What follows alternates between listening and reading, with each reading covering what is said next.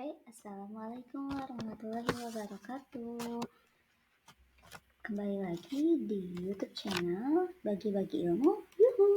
Nah, sekarang kita berada di tema 3, melanjutkan dari yang part sebelumnya, dari kegiatan ekonomi masyarakat menuju peranan masyarakat dan status sosial ekonomi.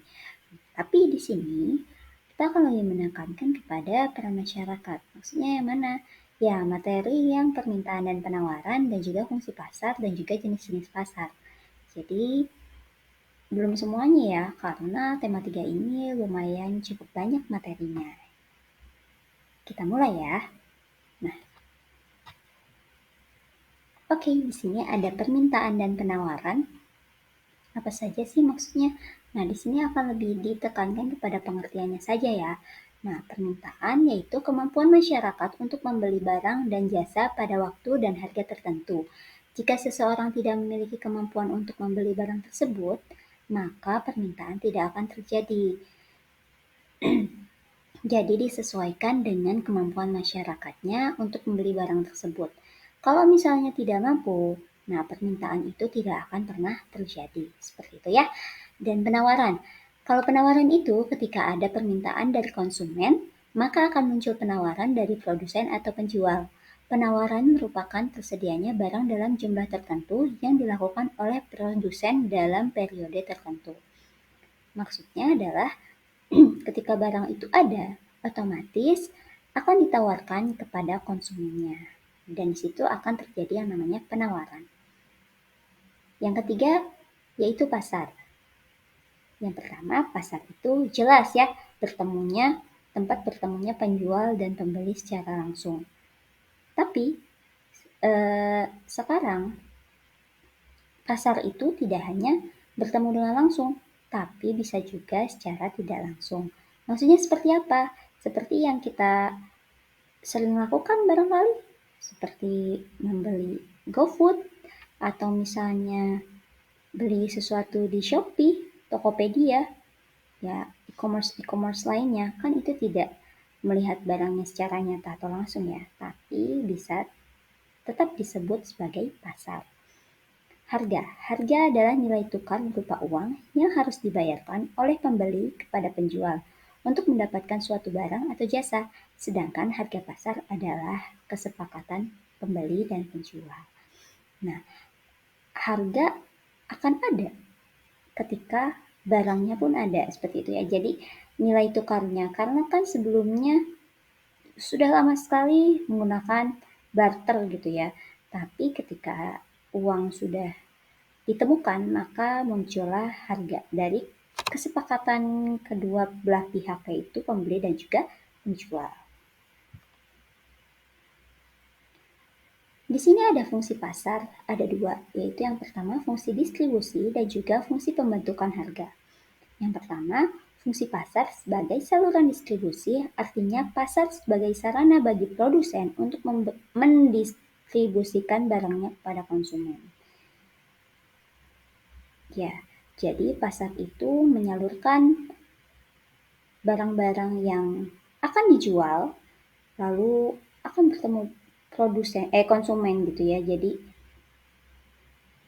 bertemunya di pasar sebagai penyalur gitu ya. Dan kedua adalah fungsi pembentukan harga. Penjualan menawarkan produk dan jasa pada harga tertentu dan berharap mendapatkan laba atau untung dari penjualan produk dan jasa. Sedangkan konsumen melakukan permintaan atas suatu produk dan jasa dan berharap mendapatkan harga yang murah agar semua kebutuhannya dapat tercapai. Perbedaan keinginan penetapan harga antara penjual dan pembeli ini menimbulkan tawar-menawar dan membentuk harga keseimbangan atau harga pasar. Nah, tidak berlaku di semua tempat ya, biasanya hanya di pasar tradisional. Di situ ada pembentukan harga, saling bersepakat misalnya, oh ini terlalu mahal, ya silakan diturunkan kayak gitu. Perbedaannya dengan pasar seperti di mall atau misalnya di supermarket atau di minimarket gitu kan. Di situ sudah tera jelas harganya berapa, dan ketika konsumen melihat hal itu, ya mempertimbangkan hal itu gitu.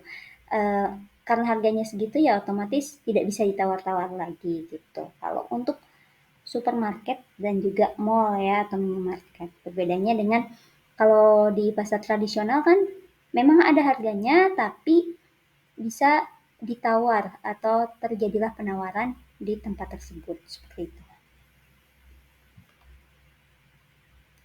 Oke, lanjut ke jenis pasar. Jenis pasar ini sebetulnya ada 4. Nah, di sini baru saya tunjukkan 2, nanti ada 2 lagi. Yang pertama itu adalah berdasarkan wujudnya. Wujud yang pertama itu adalah pasar konkret. Pasar konkret nyata ya. Di situ ada penjual, pembeli, dan barang yang diperjualbelikan. Nah, di sini terlihat bahwa ada pasar tradisional. Di sini ada barangnya, ada berupa sayur-sayurnya, terus ada orang-orangnya yang menjualnya dan juga ada yang membelinya. Berbeda dengan pasar abstrak, yaitu pasar abstrak seperti yang dilihat di sebelah kanan ya, di sini ada lambang Tokopedia, Shopee, Lazada, Blibli, dan lain sebagainya, Aku-Laku kayak gitu ya. Di situ kan kita tidak kita hanya melihat fotonya saja seperti itu. Tapi kita nggak tahu nih yang jual asli siapa gitu, atau misalnya barangnya ini asli apa benar, atau misalnya emang ada atau hanya berupa foto aja gitu kan. Jadi itu yang disebut dengan pasar abstrak. Menjual barang namun tidak tersedia secara langsung antara penjual dan pembeli, harus ada medianya dari HP seperti itu. Dan yang kedua adalah berdasarkan barang yang diperjualbelikan. Yang pertama itu pasar barang konsumsi, yaitu pasar yang memperjualbelikan kebutuhan sehari-hari. Contohnya, pasar ikan, buah-buahan, supermarket, mal, dan lainnya. Yang kedua ada pasar barang produksi, yaitu pasar yang menyediakan faktor-faktor produksi. Contohnya, pasar tenaga kerja dan pasar modal gitu ya.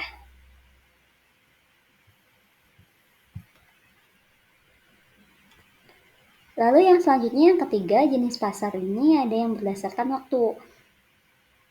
Kalau waktu jelas ya, maksudnya ada harian, ada mingguan, bulanan, ataupun tahunan. Nah, yang pertama ini ada pasar harian. Kalau pasar harian biasanya pasar induk, tiap hari ngejual kayak sayuran atau misalnya ikan, ayam, kayak gitu kan. Nah, untuk yang pasar mingguan ini biasanya ada seminggu sekali. Kalau di Bandung itu namanya Gasibu. Ada di tiap hari Minggu. Atau misalnya contoh pasar hewan yang bukanya cuma seminggu sekali di hari Senin misalnya. Atau ada di tempat-tempat lain yang bukanya bukan hari Minggu tapi hari Selasa. Kayak gitu. Nah, atau hari Jumat, pas pasar Jumat. Biasanya ada di Bandung juga tuh di deket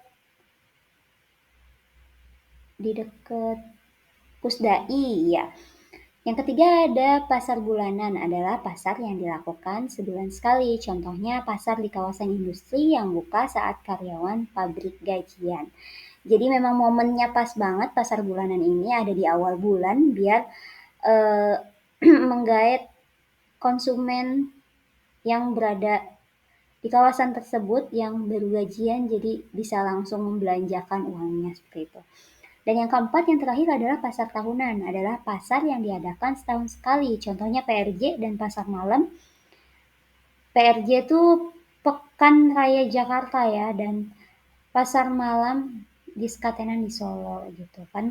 Pas itu juga di bulan Juni sampai Juli ya ada Jakarta Fair ya di Kemayoran. Berdasarkan jangkauan distribusinya ada 4. Yang pertama pasar setempat atau pasar lokal, biasanya saya sebutnya karena di situ yang belinya wilayah sekitar aja. Contohnya kalau ini adalah pasar Kliwon di Solo atau Beringharjo di Yogyakarta menjual batik hasil daerah tersebut. Tidak hanya itu, pasar lokal apapun juga termasuk pasar setempat gitu ya. Yang kedua adalah pasar nasional, adalah pasar yang cakupan pembelinya dalam wilayah suatu negara. Yang ketiga, pasar regional adalah pasar yang daerah pemasarannya meliputi sejumlah negara Dalam suatu kawasan, pasar ini umumnya di bawah organisasi gitu. Yang keempat, pasar internasional adalah pasar yang menyediakan komoditas barang dagangan untuk rakyat seluruh dunia. Oke, segitu aja penjelasan dari saya. Mohon maaf apabila ada kesalahan. Silakan like, comment, and subscribe. Terima kasih atas perhatiannya. Assalamualaikum warahmatullahi wabarakatuh.